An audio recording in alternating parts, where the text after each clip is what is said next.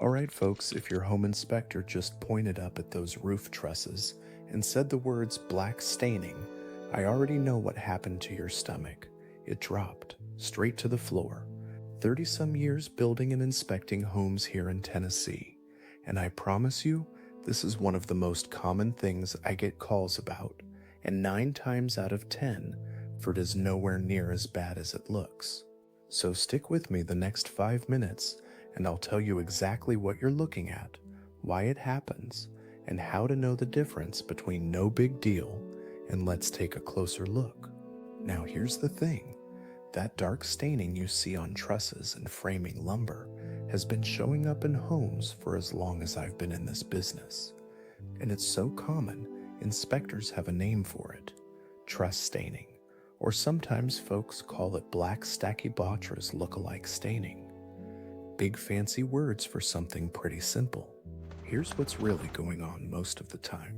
It's a mix of dust, condensation, and thermal tracking. Small amounts of moisture in the air from construction, from the house settling in, from the temperature difference between your attic and your living space. That moisture condenses just slightly on the wood. Dust in the air sticks right to it. Over time, that thin film darkens up the surface of the lumber. That's it. It's sitting on the surface. It is not eating into the wood. It is not structural. And most of the time, it's not even biological growth at all. It's dirt and moisture, plain and simple. And I'll tell you why we see it so much more in newer homes. It's because we build them tighter now.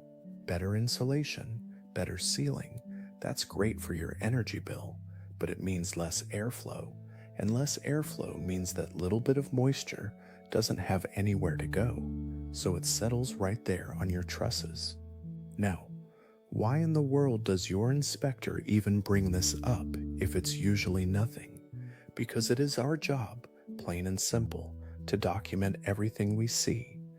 That's what you're paying us for. When I flag black staining on a report, I am not telling you your house has a mold problem. I'm telling you, I saw something, and I want you to have every piece of information so you can make a smart decision.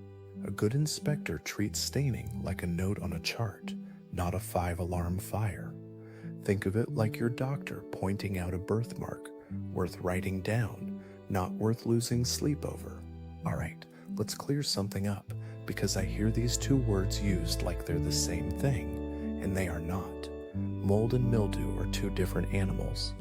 Mildew is the milder of the two, and at surface level, it usually looks flat, kind of powdery or fuzzy, typically white, gray, or light yellow, though it can look darker depending on what it's growing on. It stays on the surface, and here's the key part, you can wipe it off. It doesn't dig in.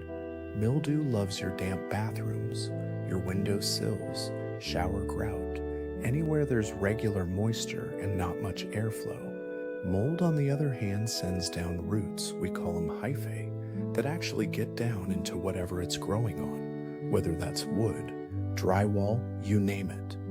It tends to look raised, fuzzy, sometimes slimy, and it comes in more colors than you'd think, black, green, blue, even orange.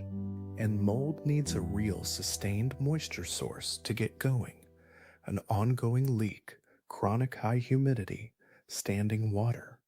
Not the little bit of condensation that causes truss staining. So here's your practical takeaway, and I want you to remember this part. The vast majority of dark staining we find on framing lumber is neither mold nor mildew. It's that dust and condensation staining I just told you about. True molds got other tells, a musty smell, a raised or fuzzy texture, actual water damage nearby, or staining that's concentrated right around a leak point, like a plumbing vent or a roof penetration. So what do you do with all this? A few simple steps and I'll make it easy on you. 1. If your inspector isn't 100% sure whether it's surface staining or active mold, they might recommend a mold-specific inspection or a lab swab test. That is a normal, inexpensive step. That is not a crisis, that's just being thorough. 2. Look at your attic ventilation. 9 times out of 10, improving airflow, clearing out those soffit vents. Making sure your bathroom fans vent outside and not straight into the attic. That solves the moisture problem for good. 3. If it turns out to be surface staining with no active moisture source, you do not need to remediate the wood. It is cosmetic. After 30 years of building homes, I can tell you plain, it does not affect the structural integrity of that lumber one bit. Look, here's what I want you to take away from this. Black staining on trusses is one of the most over-worried about things in this whole business, and in the overwhelming majority of cases, it is not a deal breaker, and it's not a danger to your family. Your inspector isn't trying to scare you off your house. They're doing their job, giving you the full picture so you can make the call. Ask questions, get a second opinion if it'll help you sleep better. But don't you let one dark stain on a truss steal the joy of buying your home.